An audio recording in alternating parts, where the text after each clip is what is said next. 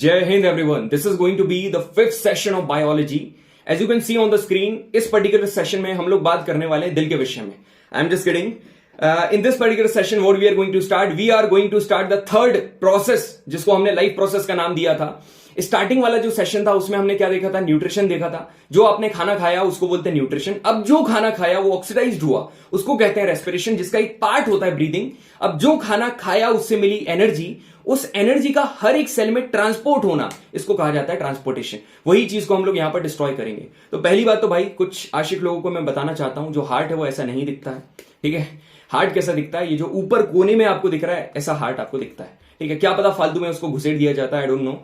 So this is Kapil भैया, welcome to the row and for the 5th session. Start करते हैं हम लोग. ठीक है, तो बढ़िया तरीके से स्टार्ट करेंगे. टेबल चेयर पर बैठ जाओ एज यूजुअल, मैं यही कहूंगा. ठीक है, लेटे हुए मत पड़ो. बढ़िया तरीके से हम लोग पूरा का पूरा ट्रांसपोर्टेशन खत्म कर देंगे. और बहुत ही इंटरेस्टिंग है, बहुत ही ज्यादा जो बेसिक टर्म्स होती हैं, ब्लड प्रेशर हुआ और भी कुछ टर्म्स होती हैं, सारी की सारी आपको क्लियर होंगी.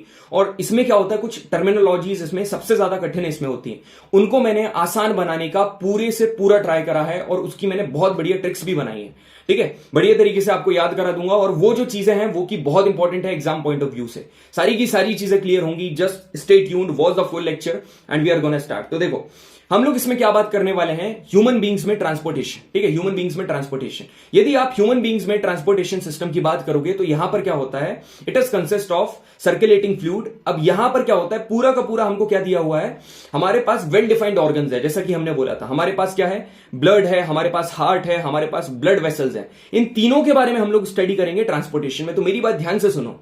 पहले हम काय की बात करेंगे, सुनो ध्यान से. पूरा का पूरा चैप्टर इन्हीं 3 पॉइंट में डिवाइडेड है. पहला हम लोग स्टडी करेंगे ब्लड के बारे में. पूरा का पूरा नॉलेज ब्लड के बारे में आपको दे दूंगा मैं.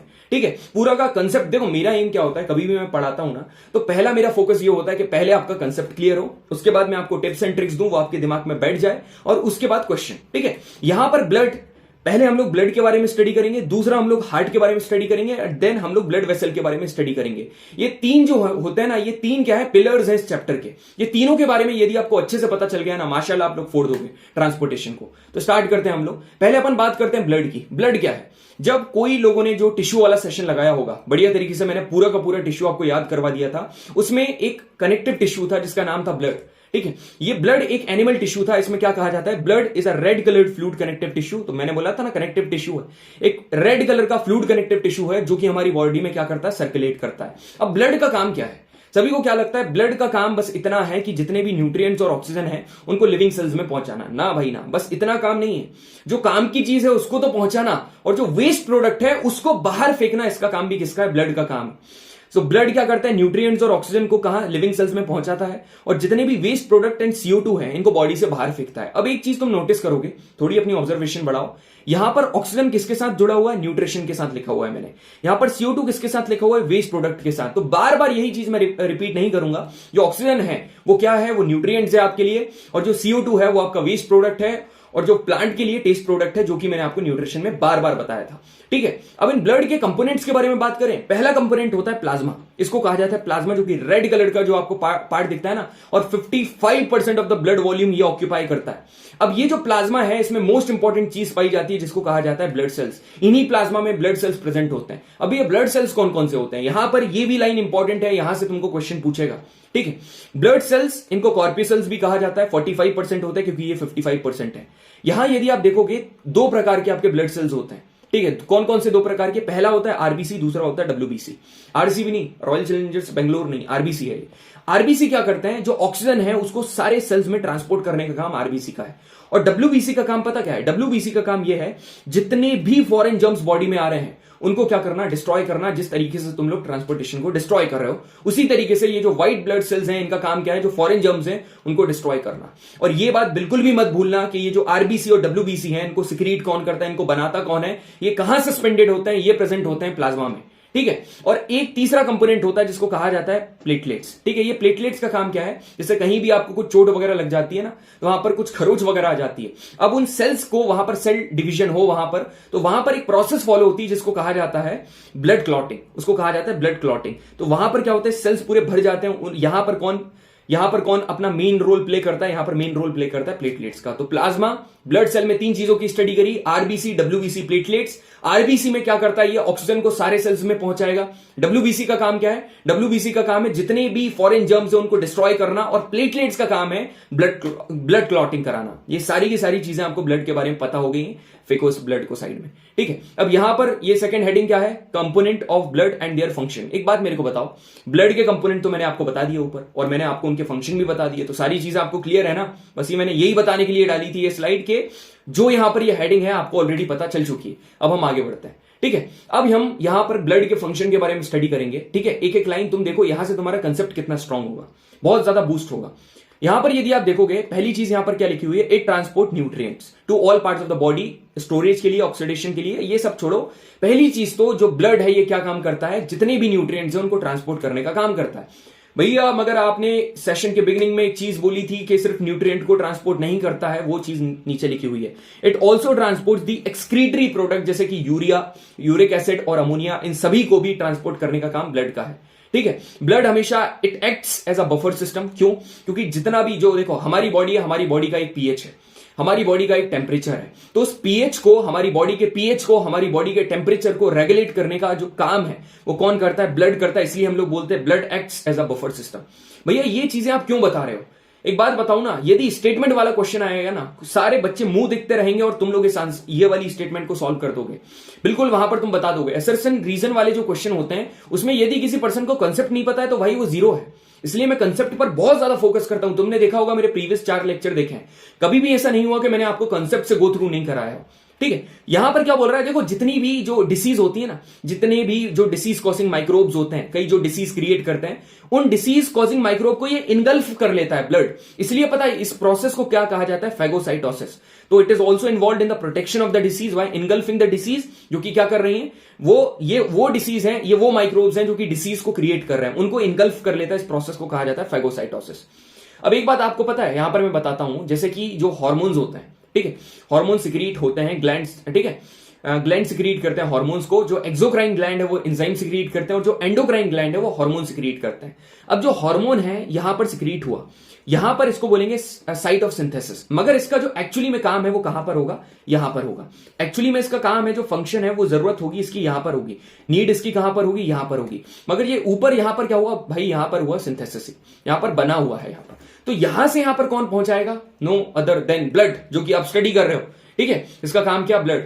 So the plasma of the blood, जो प्लाज्मा है ब्लड का, ये क्या करता है? हार्मोन्स को ट्रांसपोर्ट करता है from their place of synthesis to the site of action, ठीक है। और जो हमारी बॉडी में वाटर बैलेंस है उसको मेंटेन करने का काम भी ब्लड करता है। एकदम इजी थे भैया, समझ में नहीं आया क्या क्या बता दिए? देखो, न्यूट्रिएंट्स को ट्रांसपोर्ट करता है, जितने भी एक्सक्रीटरी प्रोडक्ट हैं, यूरिया, यूरिक एसिड, अमोनिया, उनको ट्रांसपोर्ट करता है। जितने भी डिसीज कॉजिंग माइक्रोब्स हैं उनको इनगल्फ करने का काम करता है with the process called phagocytosis. Hormones बन कहीं और रहे हैं, साइट ऑफ एक्शन कुछ और है, वहां से यहां पहुंचाने का काम प्लाज्मा करेगा। जो आपकी बॉडी का पीएच है और टेम्परेचर है उसको मेंटेन करने का काम ब्लड करता है, और जो वाटर बैलेंस है उसको मेंटेन करने का काम भी ब्लड करता है। दैट्स इट, ठीक है। ब्लड के बारे में इतनी सारी इंफॉर्मेशन आपको पता चल गई।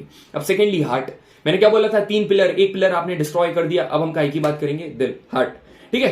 हार्ट क्या है? सभी को पता है हार्ट का काम है, पता क्या काम है हार्ट का? हार्ट का काम है, जैसे डैम होता है ना, डैम का एकदम से गेट खुला तो पूरे के पूरे प्रेशर से एकदम चीजें नीचे जाती हैं।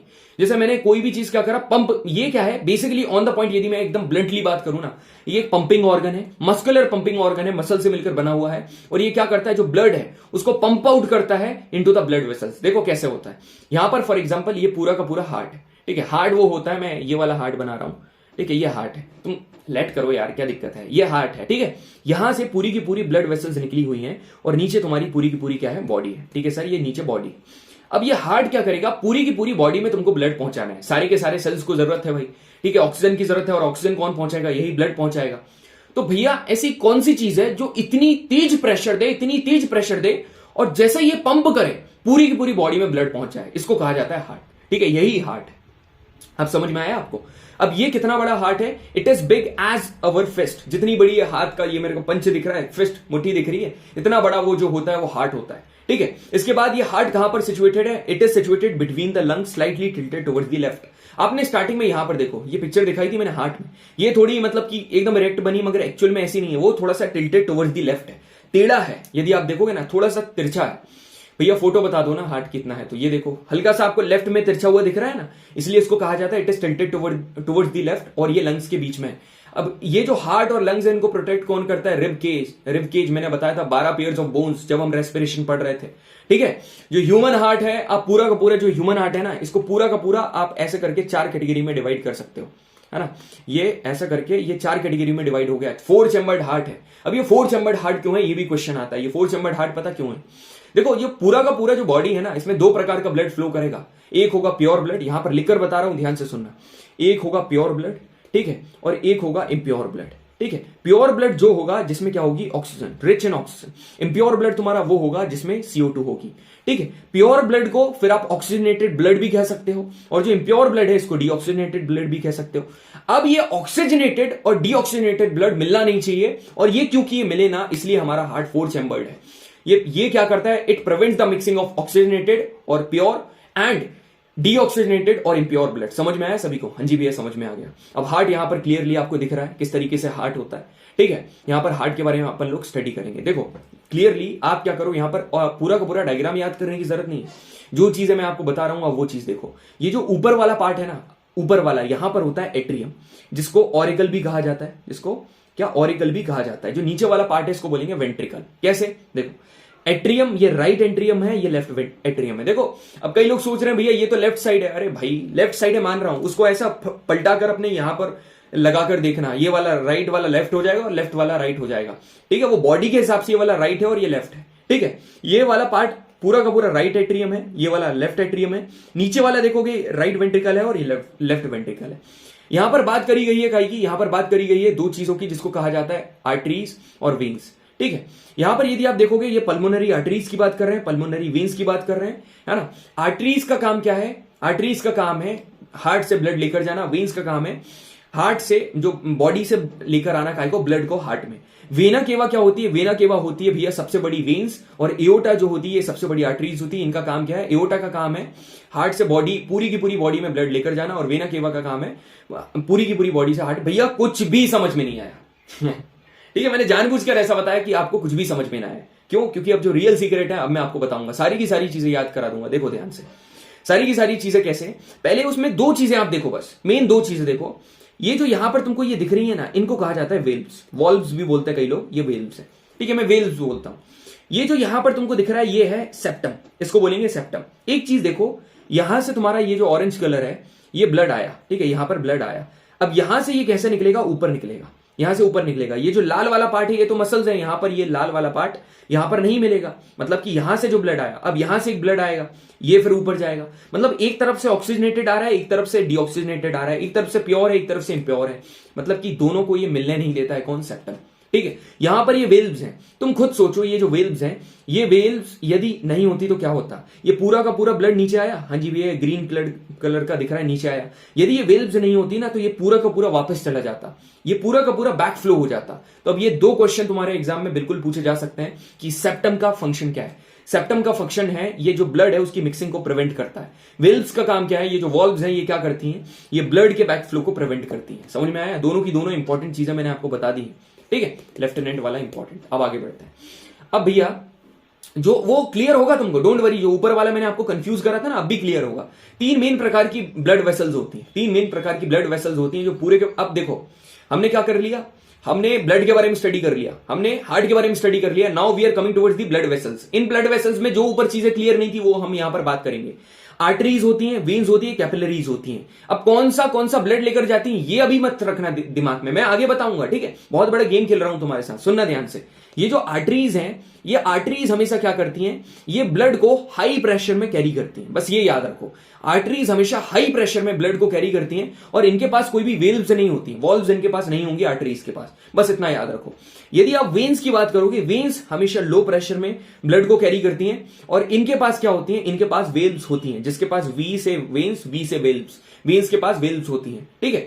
अब एक चीज देखो तुम, यहां पर मैंने तुमको हार्ट का डायग्राम दिखाया था, ठीक है, नीचे तुमको क्या दिख रही है, वेन्स दिख रही हैं, और ऊपर आर्टरी है। तो नीचे वेन्स है मतलब कि नीचे की तरफ तुम्हारी क्या है, नीचे की तरफ तुम्हारी यहां पर वेल्व्स हैं, तो बस वेन्स के पास वेल्व्स होती हैं, दैट्स इट। वहां पर आर्टरीज के पास नहीं होती। अब ये जो आर्टरीज हैं, ये आर्टरीज डिवाइड होकर पता क्या बना देती हैं, ये डिवाइड होकर बना देती हैं कैपिलरीज। ठीक है, इनके पास भी वेल्व्स होती हैं बैक फ्लो करने के लिए। बस इतनी चीजें याद रखो, आर्टरीज के पास हाई प्रेशर से ब्लड, वेन्स के पास लो प्रेशर से ब्लड। आर्टरीज के पास कोई भी वेल्व्स नहीं होती है, वेन्स के पास होती हैं, और आर्टरीज डिवाइड होकर कैपिलरीज बनाती हैं। इतना याद रखो, उसके बाद सारी चीजें कराने की जिम्मेदारी मेरी। अब सुनो, ध्यान से सुनना मेरी बात। दो चीजें होती हैं, ठीक है, दो चीजें क्या होती है, यहां पर लिखकर तुमको बता रहा हूं। दो चीजें, एक होती है एओर्टा, ठीक है, एक होती है एओर्टा, और एक क्या होती है, एक होती है वेना केवा, एक होती है वेना केवा। याद रखना, ये जो एओर्टा है, ए से आर्टरी, ए से एओर्टा, सबसे बड़ी जो आर्टरी है वो होती है एओर्टा। जो सबसे बड़ी वेन्स होती है वो होती है वेना केवा। भैया ठीक है, याद है। अब सुनो, अब आगे बढ़ते हैं। यहां पर देखो तुम, वेना केवा और एओर्टा के बारे में बात करेंगे। वेना केवा क्या है, यहां पर मैं लगा देता हूं, vena cava is the largest veins, ठीक है, सबसे बड़ी वेन है बॉडी की। एओर्टा क्या है, लार्जेस्ट आर्टरी, सबसे बड़ी आर्टरी है, लार्जेस्ट आर्टरी। अब मेरी बात ध्यान से सुनना, मैं तुमको कुछ कॉमन चीजें ऑब्जर्व कराने की कोशिश कर रहा हूं, ध्यान से सुनना मेरी बात, ठीक है। ये अपन स्टडी करेंगे। सबसे ऊपर पता क्या चीज है, सबसे ऊपर यहां है क्या, ये लंग्स है, ठीक है, ये लंग्स है, ठीक है भैया, लंग्स है। मान रहा हूं कि बीच में तुम्हारा हार्ट है, तो बीच में तुम यहां पर रखो, ये बीच में हार्ट से, ये बीच में हार्ट है, हार्ट बीच में है, और नीचे पूरी की पूरी तुम्हारी क्या है, नीचे पूरी की पूरी बॉडी है। नीचे बॉडी है, बीच में हमेशा दिल फंस जाता है, बीच में हार्ट है, ठीक है। और ये लो, इसको ऐसा बना लो, ये हार्ट है और ऊपर लंग्स है। खुश हो गए, ठीक है।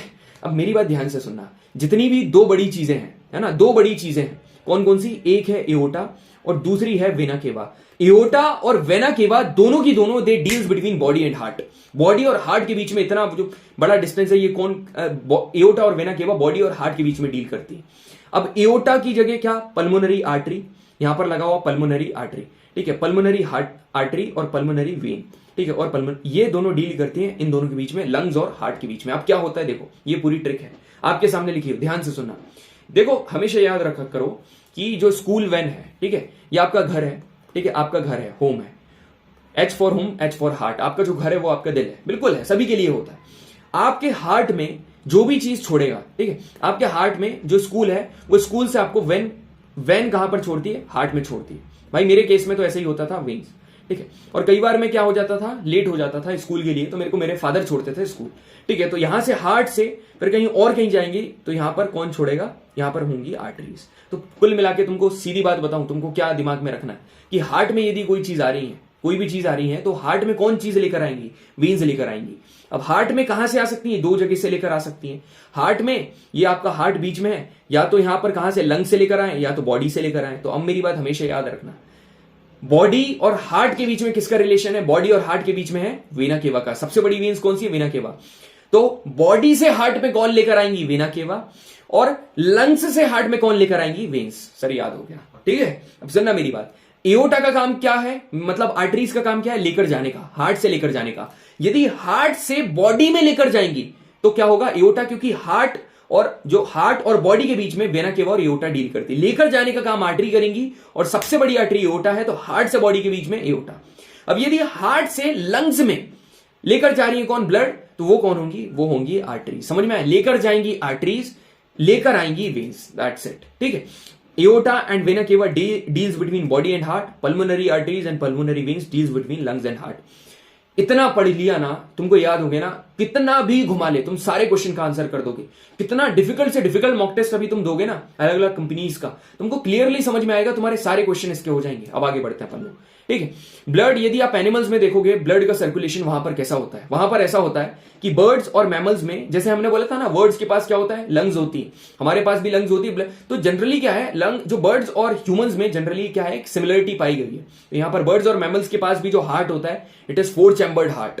फिशेस के बारे में बात करोगे, इनका 2 चैम्बर्ड हार्ट होता है, और इनका जो ब्लड है वो गिल्स के थ्रू पंप किया जाता है। और इसके बारे में मैंने आपको बताया था, ये इनका जो रेस्पिरेशन का रेट है, ब्रीदिंग का रेट है, वो फास्ट है। इसका रीजन क्या है, क्योंकि वो जो डिसॉल्व्ड ऑक्सीजन होती है वाटर में, ये उसको इंटेक करती हैं, और जो उसको इंटेक करती हैं वो बहुत कम मात्रा में पाई जाती है, इसलिए खटाखट क्या करती है, ब्रीदिंग करती है। एम्फीबियंस क्या होते हैं, एम्फीबियंस और रेप्टाइल्स जो लैंड और वाटर दोनों पर रहते हैं, ठीक है, एम्फीबियंस।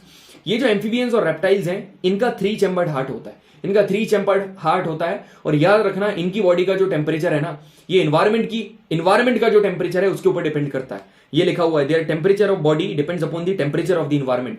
और जो थोड़ी बहुत मिक्सिंग है काई की प्योर इम्प्योर ब्लड की, दे कैन टॉलरेट, थोड़ा बेयर कर सकते हैं, सह सकते हैं थोड़ी बहुत मिक्सिंग। तो जो बर्ड्स हैं उनका 4 चैम्बर्ड, ह्यूमंस का 4 चैम्बर्ड, मैमल्स का भी 4, फिशेस का 2 चैम्बर्ड, और एम्फीबियंस और रेप्टाइल्स की बात करोगे तो इनका 3 चैम्बर्ड। आई होप इतनी चीजें क्लियर हो गई होंगी। ठीक है, अब आगे हम लोग बात करते हैं ब्लड प्रेशर की, बस खत्म ही होने वाला है, ब्लड प्रेशर की बात करते हैं। देखो ये पूरी की पूरी, जैसे ये क्या है, पाइप है, एक पाइप है, ठीक है भैया, ये पाइप है। इस पाइप में से क्या फ्लो कराओ, इस पाइप में से भैया आप पानी फ्लो कराओ। ठीक है, ये पूरा का पूरा यहां से क्या निकल रहा है, वाटर निकल रहा है।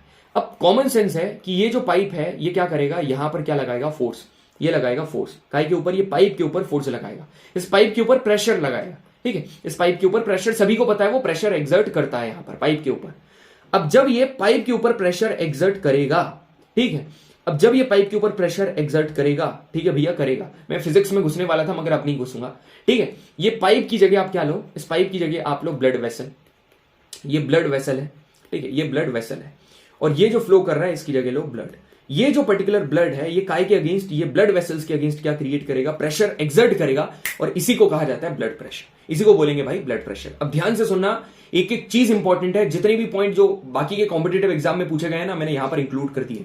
जो blood pressure at which the blood is pumped against the wall of the vessel, कौन सी वेसल, ब्लड वेसल के अगेंस्ट जो ब्लड पंप होता है, उसको पंप करता है, उसको कहा जाएगा BP, that is called blood pressure. अब सुनना, जो नॉर्मल, कभी भी तुमसे पूछेगा जो नॉर्मल प्रेशर है वो कितना है, 120/80, मतलब कि जो हाईएस्ट ब्लड प्रेशर है वो कितना रहेगा, हाईएस्ट रहेगा कितना रहेगा, 120 रहेगा, और जो लोएस्ट रहेगा वो कितना रहेगा, लोएस्ट रहेगा 80, है ना, लोएस्ट रहेगा 80। अब मेरी बात ध्यान से सुनना तुम लोग, क्या ध्यान से सुनना, सुनो।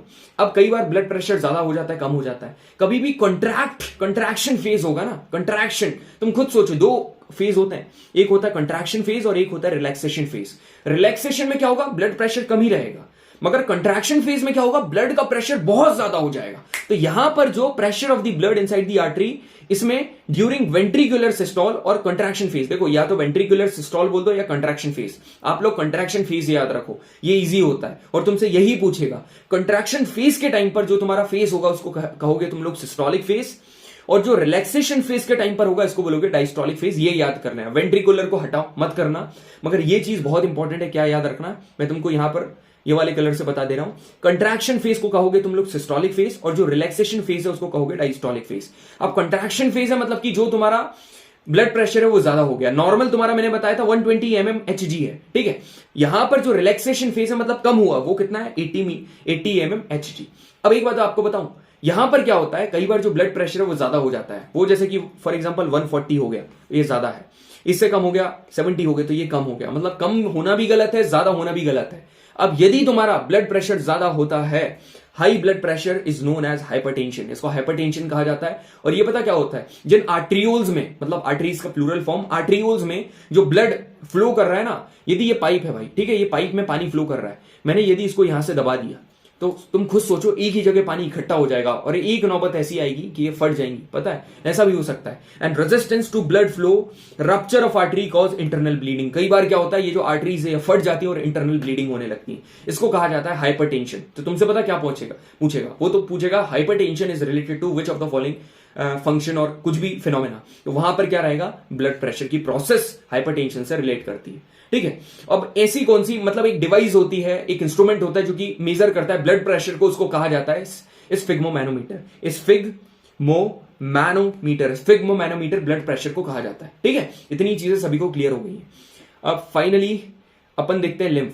अब एक चीज मैं आपको बताऊं भैया, तब से आप लगे हुए हो ब्लड ब्लड ब्लड ब्लड, क्या सिर्फ ब्लड ही ट्रांसपोर्टेशन में पार्टिसिपेट करता है क्या, नहीं, सिर्फ ब्लड ट्रांसपोर्टेशन में पार्टिसिपेट नहीं करता है, और भी एक चीज है जो कि ट्रांसपोर्टेशन में पार्टिसिपेट करती है, जिसको प्यारे से शब्दों में कहा जाता है लिम्फ, इसको कहते हैं हम लोग लिम्फ। ये लिम्फ क्या चीज है, ये लिम्फ क्या चीज है अपन स्टडी करते हैं। ये लिम्फ को टिश्यू फ्लूइड भी कहा जाता है। It is the another type of fluid जो कि हमारी बॉडी में पाया जाता है, which is also involve in transportation, ठीक है भैया। ये पता कब होता है, देखो ये पूरा का पूरा टिश्यू है, टिश्यू कैसे बनता है, ग्रुप ऑफ सेल्स। अब जैसे कि ये 2 सेल्स है, ठीक है, इन 2 सेल्स के बीच में क्या है, इन 2 सेल्स के बीच में तुमको कुछ गैप दिख रहा है, हाँ जी भैया ये गैप दिख रहा है। तो 2 सेल्स के बीच में मतलब हम क्या बोलते हैं, इंटरसेल्युलर, जैसे इंटर हाउस कंपटीशन होता होगा तुम्हारे ग्रुप में, स्कूल में, तो वैसे ही इंटरसेल्युलर, है ना, इंटरसेलुलर स्पेस है, ठीक है भैया, इंटरसेलुलर स्पेस है। अब ये पूरा का पूरा टिश्यू है, यहां पर क्या होगा, यहां पर प्रोटीन होगा, प्लाज्मा होगा। जब ये प्रोटीन प्लाज्मा ये जो इंटरसेलुलर स्पेस में यहां पर जब एक्सेस में आ जाता है, प्लाज्मा प्रोटीन्स जब ये एक्सेस में आ जाते हैं और ये यहां पर बीच में एंटर कर जाते हैं, यहां पर ये क्या बना लेते हैं, ये बना लेते हैं लिम्फ, बस ये बना लेते हैं लिम्फ, दैट्स इट। आगे देखो, इट इज फॉर्म्ड, लिम्फ कब फॉर्म्ड होगा, it is formed when some amount of plasma, protein, blood cells escape into intercellular स्केप। कहां पर स्केप हो जाते हैं, इंटरसेलुलर स्केप में इन द टिश्यूज। कहां से, अब ऐसे कैसे होंगे आपको पूछना था, ठीक है। यहां पर प्रेजेंट होते हैं पोर्स, कुछ प्रेजेंट होते हैं, उन पोर्स के थ्रू ये यहां पर चले जाते हैं, ठीक है, यहां पोर्स के थ्रू यहां पर चले जाते हैं और वहां पर ये काइगा सिक्रीशन कर लेते हैं, यहां बना लेते हैं ये लोग लिम्फ। और लिम्फ को कहा जाता है टिश्यू फ्लूइड भी कहा जाता है। अब मेरी बात ध्यान से सुनना, ये लिम्फ है एकदम, जो ब्लड का प्लाज्मा है ना रेड कलर का, एकदम उसी तरीके से, मगर ये जो लिम्फ की कहानी ऐसी है, ये क्या है, कलरलेस है और इसमें कम प्रोटीन होता है। लिम्फ में कम प्रोटीन होगा, प्लाज्मा में ज्यादा होता है। जो प्लाज्मा है वो लाल कलर का है, मगर ये कौन सा, कलरलेस है। ये जो लिम्फ है एक वेसल में क्या करता है, फ्लो करता है, और इस वेसल को कहा जाता है लिम्फेटिक वेसल, और इसकी जो वेसल है वो भी कलरलेस है, इसका भी कोई कलर नहीं है। तो पूरा का पूरा लिम्फ मैंने आपको बता दिया है, ठीक है। यहां पर अपन उसके फंक्शन की बात कर लेते हैं कि लिम्फ का फंक्शन क्या है। लिम्फ जो है it is involve in the transportation of substance, जहां पर तुम्हारी ब्लड वेसल्स पहुंच नहीं सकती हैं।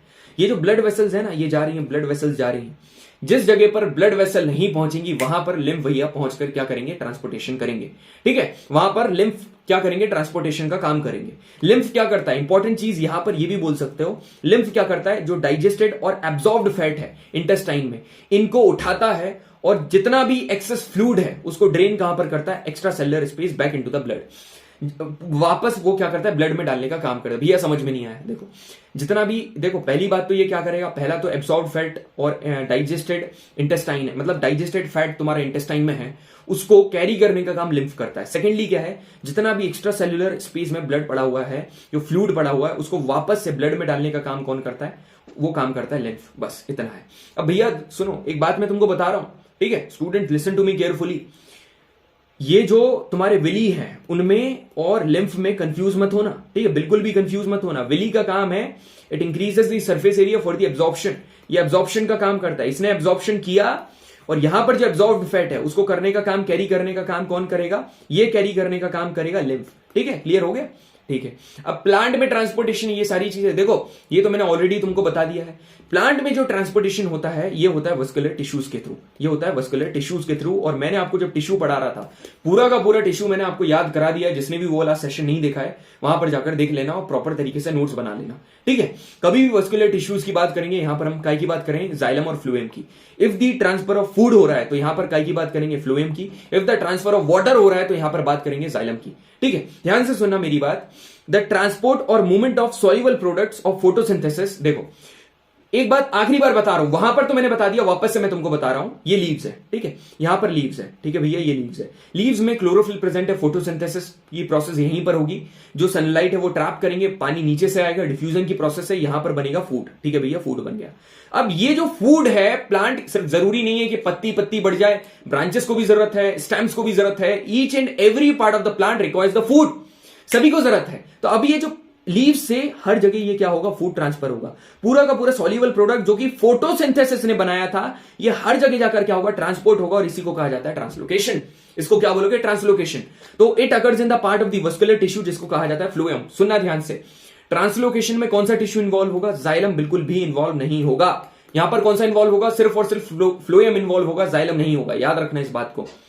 अब बात करते हैं ट्रांसपिरेशन की। तुमने क्यों इवेपोरेशन पढ़ा है, जहां से तुम लोग पढ़ रहे हो तुम्हारे एजुकेटर ने पढ़ाया होगा। इवेपोरेशन का मतलब क्या होता है, इवेपोरेशन का मतलब होता है the change of liquid into vapour, liquid का वेपर में चेंज होना। तो तुमको क्वेश्चन पूछना था उनसे कि सर लिक्विड का चेंज होना वेपर में, इसको तो वेपराइजेशन भी बोलते हैं, तो फिर इवेपोरेशन अलग कैसे हुआ? कॉमन सेंस है भाई, इवेपोरेशन अलग कैसे हुआ, पता कैसे अलग हुआ? इवेपोरेशन होता है without reaching to its boiling point, ठीक है। हमेशा जो वेपर है, तुम वेपर जो लिक्विड है उसका टेम्परेचर बढ़ाओगे, यदि टेम्परेचर बढ़ाने के बाद वो वेपर में चेंज होगा, उसको क्या बोलोगे, वेपोराइजेशन। अब तुम कोई भी चीज है, पानी को ले जाकर तुमने बाहर रख दिया, धूप में रख दिया, खूब धूप है, क्या तुमने उसका बॉइलिंग पॉइंट बढ़ाया? नहीं बढ़ाया, ठीक है, वो बिना बॉइलिंग पॉइंट बढ़ाए वो पूरा का पूरा इवेपोरेट हो गया, इसको बोलेंगे इवेपोरेशन। और सेम प्रोसेस ये कहां होती है, प्लांट में, इसको कहा जाता है ट्रांसपिरेशन।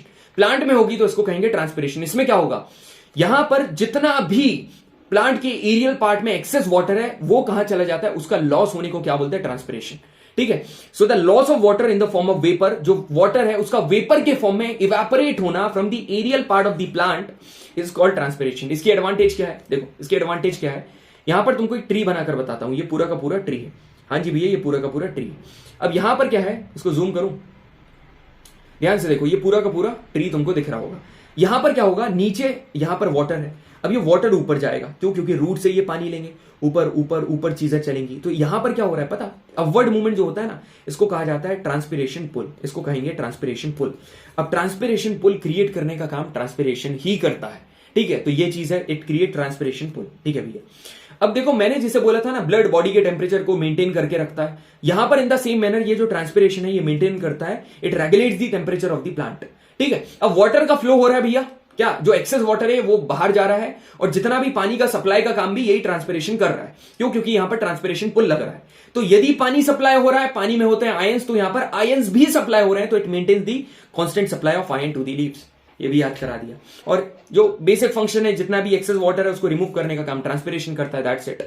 पूरा का पूरा चैप्टर यहीं पर खत्म हो गया। अब भैया ये वाले क्वेश्चन आपने सीबीएसई 2012 में पूछा, ये क्यों डाले हैं? देखो मेरा मेन मोटिव है कंसेप्ट क्लियर कराना, ठीक है, कंसेप्ट क्लियर कराना। कंसेप्ट यदि तुमको क्लियर है, यहां से तुम्हारा बहुत बड़ी कंसेप्ट इंप्रूव होगा। ये क्या बोल रहा है कि यदि बॉडी में हीमोग्लोबिन की डेफिशिएंसी हो जाती है तो उसके क्या कॉन्सिक्वेंसेस होंगे, उसके क्या रिजल्ट होंगे। हीमोग्लोबिन का काम क्या है, ऑक्सीजन के साथ बाइंड होकर ऑक्सीजन, देखो मैं वापस से बता रहा हूं, सारी की सारी चीजें तुम मेरे से रिपीट करवा लो, ठीक है। रेस्पिरेशन में मैंने क्या बताया था, ब्रोंक्यूल्स में डिवाइड हुए हैं, ब्रोंक्यूल्स एल्वियोलाई बना रहे हैं, उन एल्वियोलाई में हीमोग्लोबिन प्रेजेंट है। उन हीमोग्लोबिन क्या करता है, ऑक्सीजन के साथ बाइंड होकर ऑक्सी हीमोग्लोबिन बनाता है, और ये प्योर ऑक्सीजन होता है, और ये पूरे के पूरे बॉडी सेल्स में जाएंगे। अब सेल्स में वो क्या होगा, फॉर एग्जांपल आपने खाना खाया, ऑक्सीजन इनटेक करी, वो सेल्स में जाएंगे। अब जब वो पूरा का पूरा ऑक्सीजन है, ठीक है, उससे मतलब हीमोग्लोबिन के साथ मिला, वो सेल्स में जाएंगे और सेल्स में जाएगा। अब यदि ये नहीं होता है तो क्या होगा, इससे पता क्या होगा, यदि ये नहीं होता है तो इस कंडीशन में क्या होगा, जो ब्लड है वो क्या क्रिएट करेगा, जो ब्लड है वो पूरा का पूरा अमाउंट ऑफ ऑक्सीजन वो कैरी नहीं कर पाएगा, क्योंकि हीमोग्लोबिन है वो अटैच उसके साथ नहीं होगा, ठीक है। इसकी वजह से क्या होगा, कम रेस्पिरेशन होगा। अब कम रेस्पिरेशन होगा तो तुमको कम एनर्जी मिलेगी, और कम एनर्जी मिलेगी तो तुम लोग पढ़ाई अच्छे से नहीं कर पाओगे, एग्जाम नहीं दोगे तो एनडीए नहीं जा पाओगे ठीक है। तो ओवरऑल यहां पर पता क्या होगा, यहां पर एक बीमारी होती है जिसका नाम है एनीमिया। यहां पर क्या होगा, एनीमिया, ठीक है। एनीमिया का मतलब तुमने सुना होगा खून की कमी होना, इसको बोलते हैं एनीमिया। अब यहां पर एनीमिया होगा तो पर्सन वीक फील करेगा, वीक फील करेगा तो जो उसकी स्किन है वो पेल हो जाएगी, मतलब थोड़ी सी हो जाती है ना, और वो जो पर्सन है वो लेथार्जिक फील करेगा, और ज्यादा उसको मतलब फिजिकल वर्क परफॉर्म नहीं कर पाएगा, पढ़ाई वगैरह लिखाई। इसलिए मैं तुमसे क्या कहता हूं, अपने स्टूडेंट से बोलता हूं, दिन में 15-20 मिनट ऐसे निकालो जब टेरेस पर आप खुली हवा में घूमो, ठीक है, खुली हवा में घूमा करो, मोबाइल वगैरह को साइड में पटक के 20 मिनट खुद को दिया करो, इंट्रोस्पेक्शन करा करो, फील करा करो, ग्रेटिट्यूड शो करो यार, you are a human being, you are given with all the resources, you are given with everything what you require to sustain your life on the earth, so you should relish it, at least you should give 20 minutes to your body. आगे देखो, ये वाला question तुम्हारा दिमाग खोल देगा, हर कोई नहीं बताता ये वाला क्वेश्चन। क्या बोल रहा है, ये बोल रहा है कि इसमें से कौन सी स्टेटमेंट सही है। तो लेफ्ट एट्रियम, जो एट्रियम मतलब कि भैया ये हार्ट है, ऊपर वाला पार्ट ये क्या है, एट्रियम, जिसको क्या कहा जाता है, ऑरिकल भी कहा जाता है। नीचे वाला क्या है, वेंट्रिकल, नीचे वाला वेंट्रिकल है। तो ये क्या बोल रहा है, left ventricle receives oxygenated blood. भाई जो लेफ्ट वेंट्रिकल है वो क्या रिसीव करे, ऑक्सीजनेटेड ब्लड। एक बात बताओ, रिसीव करना कौन, हार्ट की बात कर रहे हैं, या हार्ट है। अब याद करो, हार्ट में कौन लेकर आएगा, घर है आपका, घर, आपको घर कौन छोड़ती है, स्कूल की वैन, तो वेन्स छोड़ेंगी, और या वेना केवा, ठीक है। बॉडी की बात करेंगे तो वेना केवा, ठीक है। लंग्स की बात करेंगे तो वेन्स। तो यहां पर क्या लिखा हुआ है, ये क्या करती है, receives oxygenated blood from different part of the body. एक बात मेरे को बताओ, बॉडी से, सुनना मेरी बात ध्यान से सुनना, बॉडी के डिफरेंट पार्ट से, ठीक है, 5 जो आपकी बॉडी है उसके डिफरेंट पार्ट से ऑक्सीजनेटेड ब्लड हार्ट में क्यों आएगा भाई, क्यों हार्ट में आएगा। यदि जब बॉडी में तुम्हारा ऑलरेडी ऑक्सीजनेटेड ब्लड है तो तुम उसको हार्ट में क्यों लेकर आ रहे हो, प्योर करने के लिए, वो तो खुद ही सेल में चला जाएगा ना। तुम हार्ट से कौन सा ब्लड लेकर आओगे, जो डीऑक्सीजनेटेड है। समझ में आया। तो ये पहला वाला गलत है, तो पहला वाला गलत है, तो ये वाला गलत है, ये वाला गलत है। इसका मतलब सेकंड वाला तो सही है, सेकंड वाला सही है। क्या बोल रहा है, लेफ्ट वेंट्रिकल पंप होकर ऑक्सीजनेटेड ब्लड कहां पहुंचाता है, पूरी बॉडी में। बिल्कुल, जो ऑक्सीजनेटेड ब्लड जो कि हार्ट से प्योर होकर, जो लंग्स, देखो कॉमन सेंस बता रहा हूं, लंग्स ने क्या करा, उसको प्योर करा, ब्लड को प्योर करा। उसने क्या करा कि हार्ट भैया आपके पास इतनी पोटेंशियल है कि यदि मैं आपको ये प्योर ब्लड देता हूं, पूरी की पूरी बॉडी में आप फैला दोगे। तो हाँ जी भाई मैं फैला देता हूं, उसने फैला दिया, तो ये काम सेकंड वाला सही है। और डीऑक्सीजनेटेड ब्लड उसने लंग्स में पहुंचा दिया। अब यदि आप फोर्थ वाला रीड, अब ये सेकंड वाला क्या बोल रहा है, जो लेफ्ट एट्रियम है ये क्या ट्रांसफर करता है, oxygenated blood to right ventricle which sends it to different. अरे भाई लेफ्ट एट्रियम क्या, ये क्या बोल रहा है, लेफ्ट एट्रियम वेंट्रिकल को देगा, ये वेंट्रिकल, अरे ऐसा कुछ नहीं होता है, सीधा काम होता है, एक उसको देगा एक उसको लेगा, तो थर्ड वाला भी गलत है। तो तुम्हारा सही आंसर क्या है, सी तुम्हारा सही आंसर है। ठीक है, सी इज द करेक्ट आंसर। बढ़िया लेवल का क्वेश्चन मैंने तुमको करा दिया, बस ये याद रखना, वेना केवा और aorta deals between the heart and the body, क्योंकि ये लार्जेस्ट है। Veins and arteries deals between lungs and the heart. Veins का काम है और वेना केवा का काम है लेकर आना हार्ट में, आर्टरीज और एओर्टा का काम है लेकर जाना हार्ट से। ठीक है, यहां पर एक क्वेश्चन, आखिरी क्वेश्चन क्या है, what prevents the back flow of blood inside the heart during the contraction. Back flow कौन रोकता है, यहां पर एक ऑप्शन तुमको सेप्टम भी देगा, सेप्टम नहीं है, सेप्टम तो वो बचाता है ना, प्योर और इम्प्योर मिले ना, इसका आंसर है वेल्व्स। ठीक है, जो वेल्व्स होती है ना, मैंने आपको बताई थी, वो वेल्व्स क्या करती हैं, वो उसको प्रोटेक्ट करती हैं कि प्रिवेंट ना हो, ये प्रिवेंट करती हैं कि जो ब्लड है, जो प्योर और इम्प्योर ब्लड है, यदि एक बार नीचे आ गया तो वो वापस ना आ जाए, बैक फ्लो उसका ना हो। सो ये आखिरी क्वेश्चन है, ये मैं तुमको होमवर्क देता हूं, फिर भी देख लो यार, ये आर्टरीज है, मैंने तुमको आर्टरीज क्या बोला है, यहां पर क्वेश्चन क्या बोल रहा है। अब यहां पर तुम क्या करो, एलिमिनेशन लगाया करो। कभी कोई क्वेश्चन आया, आर्टरीज का मतलब क्या है, आर्टरीज का मैंने बताया था, आर्टरीज ब्लड को फ्लो कराती हैं हाई प्रेशर से। ठीक है, लो प्रेशर से कौन कराती है, लो प्रेशर से कराती है वेन्स। तो कहीं भी तुमको लो प्रेशर दिखेगा काटो, लो प्रेशर काटो, लो प्रेशर काटो। अब हाई प्रेशर क्या आ गया, एक ये हाई प्रेशर आ गया और एक हाई प्रेशर क्या आ गया, नीचे हाई प्रेशर, यहां पर भी आ गया हाई प्रेशर। अब मेरी बात सुनो, आर्टरीज का काम क्या है, arteries collects the blood from different organ and bring it back to the heart.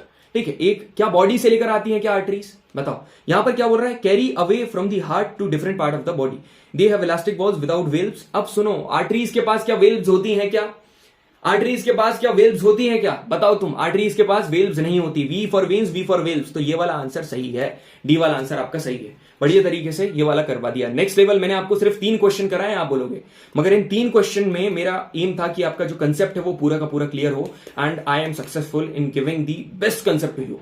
ठीक है, सेशन यहीं पर मैं एंड कर रहा हूं। बढ़िया तरीके से शेयर करो अपने दोस्तों के साथ, लाइक करो। थैंक यू वेरी मच, जय हिंद।